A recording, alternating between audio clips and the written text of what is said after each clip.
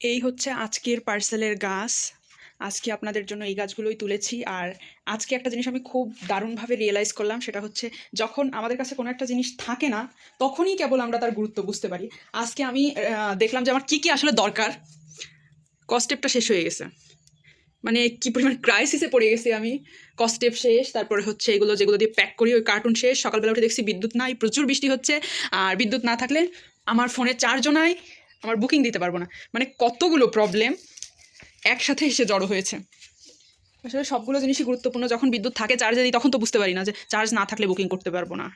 কস্টেপ মোটা মোটা বড় বড় কস্টেপ ইউজ করি, খেয়াল থাকে না। কস্টেপ আসলে অর্ডার করছি, আমি অনলাইনে করছি, তো এখনও আমার অন দ্য ওয়েতে এসে পৌঁছায়নি। আর এই পার্সেল আমি সকালবেলা তুলছি।